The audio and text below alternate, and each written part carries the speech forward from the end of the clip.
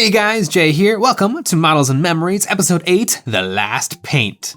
Models and Memories is a show about nothing filmed in front of a live studio audience. And stay tuned till the end to see a montage of finished models courtesy of the EOB Complete community. This is a show where I talk about my painting, modeling, and wargaming experiences from the week, and I end every single episode with a story. Now you might think to yourself, Jay, you put out 3 YouTube videos a week and you stream every single night. How? Could you have more to say? Well, I do. And here goes. This week I tried to get some personal painting done, and I started work on these models that I knew would be a big old pain in the butt.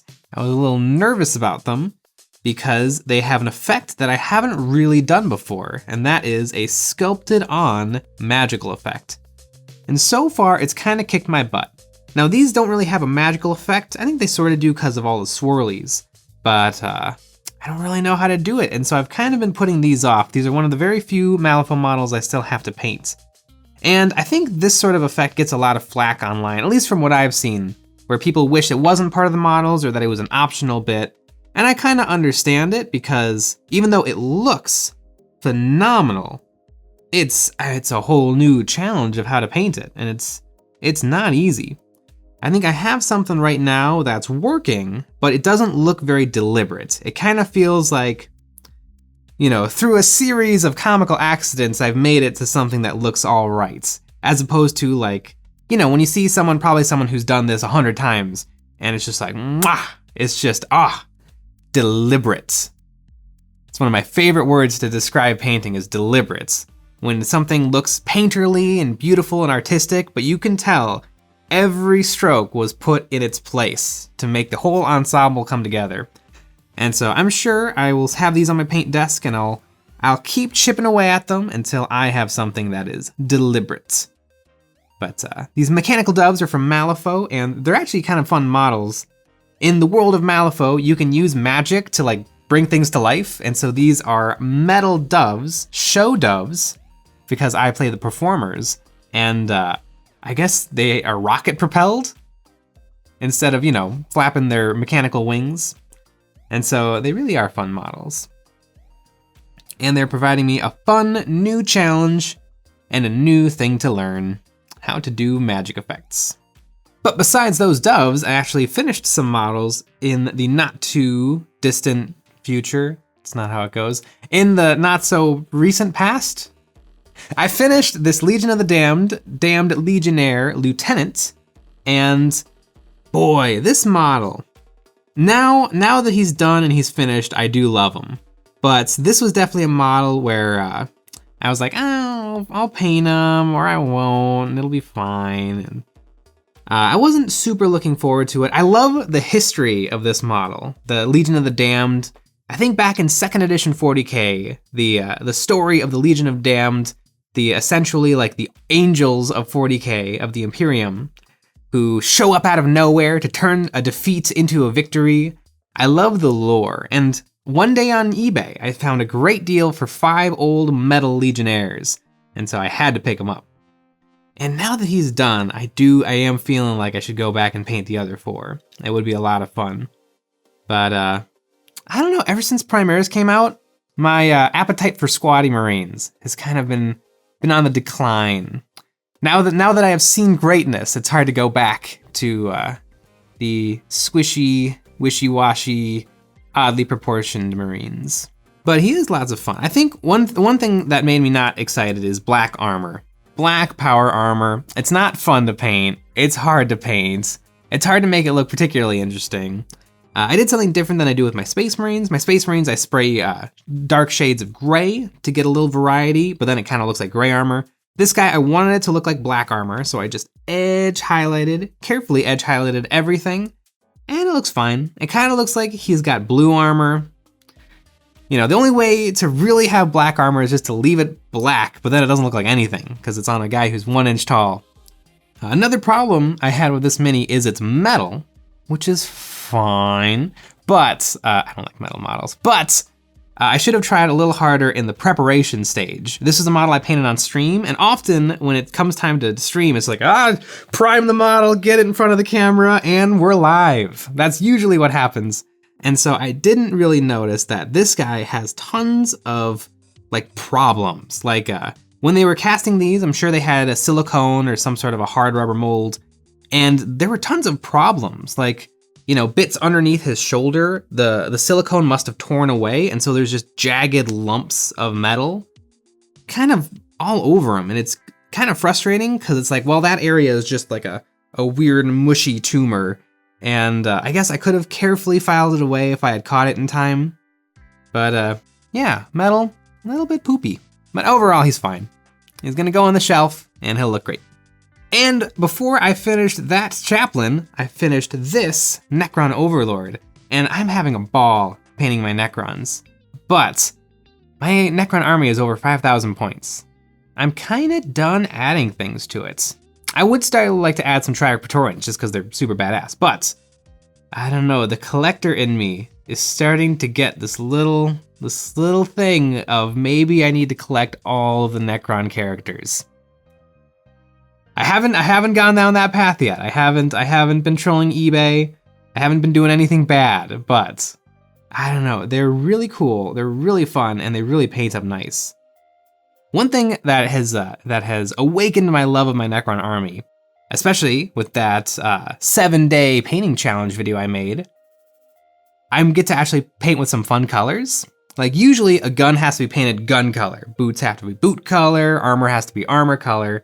But with the Necrons having metal bodies and space age alien technology, it kind of gives me a little bit more freedom. And so I really enjoy painting the super, super bright white bodies, and then like the kind of obsidian-y edge, yellow and red edge highlighted armor pieces, and then glowy orange and red weapons.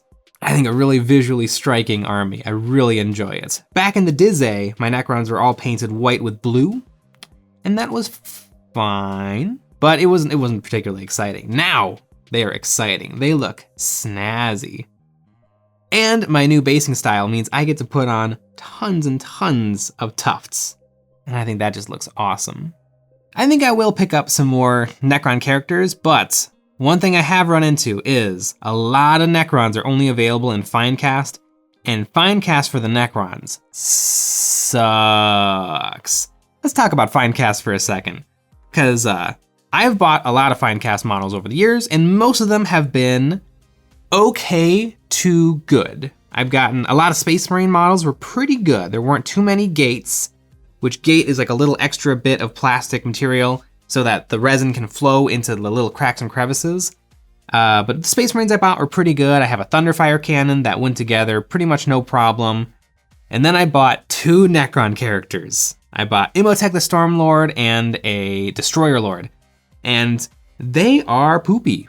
And the problem is I can't even call up Games Workshop and be like, this is unacceptable, look at all the bubbles and stuff, give me new ones that are better than this. Because these casts are great, but whoever was in charge of turning these models into resin, you know, sprue pourable things, put gates everywhere, over tubes, over faces, over fingers. I'm gonna have to carve off all of these little areas and then basically resculpt on a ton of the details. There's one on Imhotep the Stormlord. He's got like a tube that runs here, like around his elbow. There's just a big old chunk of resin right in between his, like, what is that? I'm gonna have to cut off the entire tube, shave everything down, and then put on a new tube. And that is everywhere on these models. It is rough. And then that's why I haven't actually gotten them finished or prepped for painting. One day I will, because Imhotep the Stormlord is a pretty badass model, but Finecast. It is definitely a good thing that Finecast is a thing of the past and is not gonna be a thing for much longer. And it is kind of a weird, unique thing that Games Workshop does with their Finecast, where they cast everything on sprue. I've bought a lot of resin from a lot of companies. I mean, even Forge World doesn't make their models on sprues. They just have, you know, you got your mini, and then usually you've got like a big block of resin, because when they pour it in, it pours into a reservoir that flows down into the model, and that big resin reservoir like puts the pressure to fill up the model. I don't know. It almost feels like the sprue is just pouring resin into a metal. When they cast metal miniatures, they have these big hard rubber wheels, and you pour in your resin and the wheel spins, or you pour in your metal and the wheel spins, and then the metal that force of the spinning pushes the metal out into the mold. And it works pretty good. It almost feels like, I would love to know if this is true. It almost feels like the Finecast is done the same way, but it doesn't work out half as well because resin isn't very heavy. But why would you cast resin on a sprue? Like when you buy a Finecast model, that sprue is wonky and janky because the resin, it gets really hot and then it gets really cool. And so it's just the worst possible method. And it seems like they've just kept right on rolling with that. They've gotten it as good as they can. I've bought plenty of Finecast models that are acceptable, but it's just bizarre. Like, there's no one on the Forge World team who's like, hey, Games Workshop, are you still, you do it like this? You do it with the big thing and then the resin pours down? Like, what are you doing over there? And then Games Workshop's like, they're on the phone over here and they're just like, you're not gonna be a company in 5 years. We're absorbing you. Click. It's gotta happen, right? Who cares about Forge World? They have some cool models, but they're worse quality, they're twice the price. Games Workshop prices are already horrendous. Games Workshop Finecast is horrible. Forge World resin is barely adequate. Games Workshop resin is pretty bad. Well, those models are what I've been working on recently. If you enjoy these videos or this format of video, the best way to support us is by becoming a member of our Patreon. Over there, you'll gain access to some behind the scenes voting on what models I paint live here on YouTube, extra live streams every week, and more. But that is what I did this week. Now, this show is called Models and Memories Weekly, and it's called that because I end every episode with a story about models and memories. For me, all of these things, these models and these objects that fill up my YouTube shelves always bring me back to the memories I had when I was building them or collecting them or painting them. And so, this week,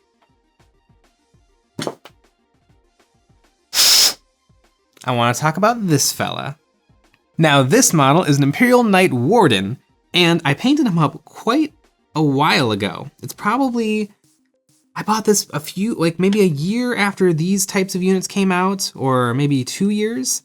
And this was the very first model that was big that I've ever painted. This is one of the very few models that are big I've painted in general. I usually like to paint little models because for me, there's a bell curve of hours put in versus enjoyment received. And for me, usually it's that 10-hour mark. If I spend longer than 10 hours on a project, I want it done and I want to move on to the next thing. And I actually painted this in one, I believe, 6-hour feverish painting session. I tried out, I think I used only Vallejo paints on this model. And it turned out pretty nice. I used a crackle paint that was probably a little bit too much on the base, but this model is fun for a lot of reasons. I remember when these units came out, the Imperial Knights, the 40K Gundams. I remember in high school, one day there was an assembly. But me and my friends, we didn't go to the assembly. We went to the computer labs and just hung out. I don't think this was an option. I think you were supposed to go to the assemblies, but we decided to screw it and just go into the computer lab and look at 40K minis. This was the heyday of high school of me and my friends playing 40K on the weekends. And, we were wondering what new thing was gonna come out. It was probably a Wednesday or something because Games Workshop keeps changing when they release new products. But this model came out. And it was so different from anything else that Games Workshop had come out with. It was an entire new faction. You could ally them into other Imperium armies. They were enormous. They were robots, big mech suits. And I remember with these, it was a little bit of a mixed bag, our impressions. I think I actually in particular was not super impressed. I thought it was a great model, but I didn't think it really fit into the universe of 40K. But boy, was I wrong. These guys are so awesome. And just sitting there in that little plastic bucket seat looking at the computer and looking at that 360 spin, I think I knew I was gonna have one day. This model is a very unique painting challenge. All of this armor stuff can actually come off, and then it's just a big, weird, naked robot, a little bit like C-3PO in Star Wars Episode 1, The Phantom Menace, my favorite Star Wars episode. And I remember getting to try out a whole bunch of things, dry brushing. I put on tons and tons of washes to get the metal just looking right.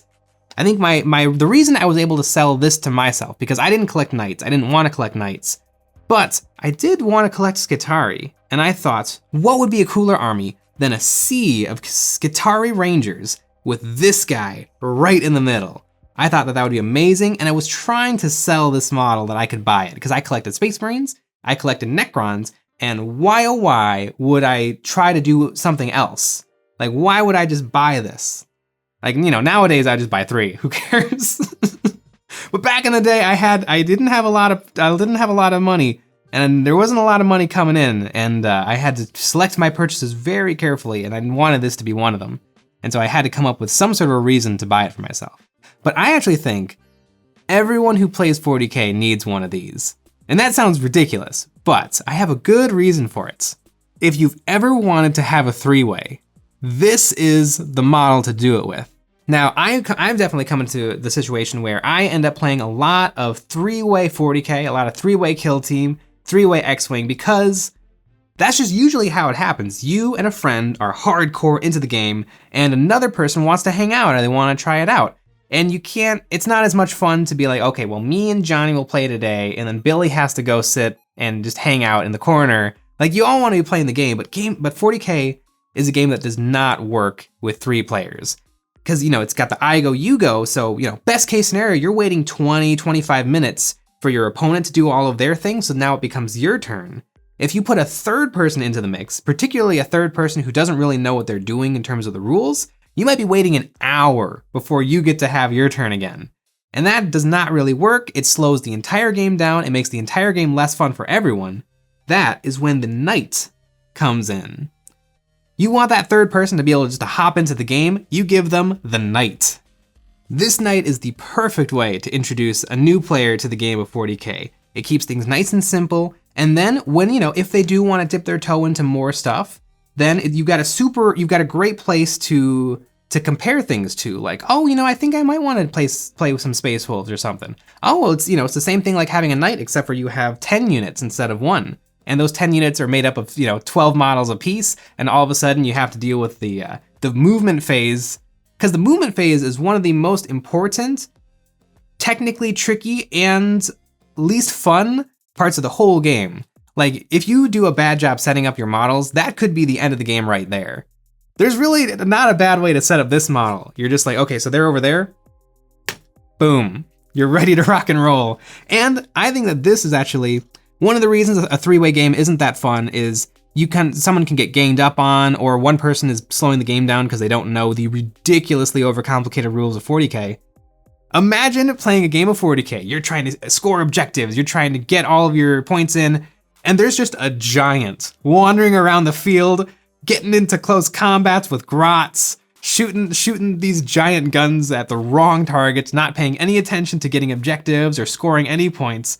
Imagine just that. It's almost like letting a cat just walk across the 40K gaming table and seeing what happens. You're gonna have a great time, your opponent's gonna have a great time, and the newbie who's playing the knight is gonna have a great time. They're gonna be like, remember when my mega awesome Gatling cannon just wiped a squad of orcs? And remember that time where my whatever missile launcher took out your jet plane? Like, cause one of the most fun things in 40K is killing stuff. I mean, that's really like the big reason we collect any of these minis. I know for me, every time I finish a new squad of my Necrons, Nick, who played orcs, I would set up my Necrons, and then I'd be like, all right, 10 orcs charged me. How many orcs die? Roll the dice. Like, that's all that mattered. I wasn't like, oh, these Necrons are really gonna help me obtain objectives so that I can score victory points. I'd be like, no, how many orcs is this unit gonna kill? This guy's gonna kill stuff. Even if you suck, an Imperial Knight is gonna take out some models before it goes down. And so I think if you wanna have a 3-way, if you wanna have a threesome, the Imperial Knight is the perfect way to do it. I'm super glad that these guys got added to the world of 40K. It is super fun. I've never been super into like Gundam anime. It's interesting and I liked the idea of giant mech suits, but I think that these guys do a really, really good job of bringing the aesthetics of 40K, the grim, dark, gothic, Knights of the Round, into a giant mech suit. Because even though it's a little bit awkward, it kind of works. The drooped head, the gigantic shoulders, the human arms that are just kind of hanging there and couldn't possibly manipulate much. It's kind of like if you just took a dreadnought and just, Photoshop, just scaled it right up. I really, really, really am digging these models. And they've come out with a couple new ones, or not really a couple new ones. They've come out with different options for this one, and then another one that's like 11% bigger and has a couple of new guns. They've also come out with the baby knights. And so I think that this is actually a really interesting army, probably a little bit of a gimmicky army, but a really, really interesting army for 40K. And I think any fan of 40K should probably pick up at least one of these things, if nothing else for the painting challenge. There's a lot of wonderful, wonderful artists out there who have decided to paint like beautiful murals on all of these large panels. Also, if you've never magnetized stuff, this is a great model to start with because you got these big fat joints and you got a lot of weapon options that you're gonna wanna take in different games to add a little variety. So if you have any games of 40K coming up and you have someone in your gamer group who's really liking to try it out, I'd say if you can get your hands on one of these and give this to them, you might have a new 40K fan in your group. But that's my story for this week, and it brings this episode of Models and Memories to a close. This is the 8th episode of Models and Memories Weekly, which means that there's one more until I'm gonna have to come up with new Star Wars jokes. But that's the end of this episode, and now it's time to look at the montage of models from the EOB Complete community. We put out a challenge to our community to send us before and after photos of their recently finished models to be immortalized in our videos. If you want to join in the fun, you can submit a before and after photo of your painted mini to our Discord server, which you can find in the description below, or you can post it to Instagram with the hashtag EOBComplete. Without further ado, let's look at and get inspired by what the folks have finished this week. A Necron Chronomancer by Dingus Workshop, some Chaos Space Marines by Thrumpert, an Imperial Fist by Fist and Stone, a Skaven Lineman by Simon the Lobotomized Monkey, a Fabius Bile by Natural Selection, a Dark Angel by Crayon Commander, a Loom Boss by Andy, a Battletech Flea by ZNubiQ, some Trader Guardsmen by Prussian Blue, a Sister of Battle Immolator by Lookout Science, a Blood Angel Terminator by Muckle, the Tau by 2 Dola, some Sisters of Battle by Stoic Taurus, an Imperial Knight by Vega Wusky, a Custom Autarch by Yamawaki, a Romog Dovel by Gromlex, an Agent 46 from Malifaux by Irritated Walrus, some Tau by Antonio Lopez, a Custom Nightbringer by Boba Fett IG-88, some Cursed City Skeletons by Crovin, some Alaris Custodes by Nazu, and an Auric Knob by Huntron. Congratulations to everyone for a job well done. It's no small feat to get paint on a mini, and you all should feel really proud. Nothing gets the hobby juices flowing like finishing a project, and we all thank you for sharing your work, motivating us and the hobby community to paint our plastic. Thanks for sharing.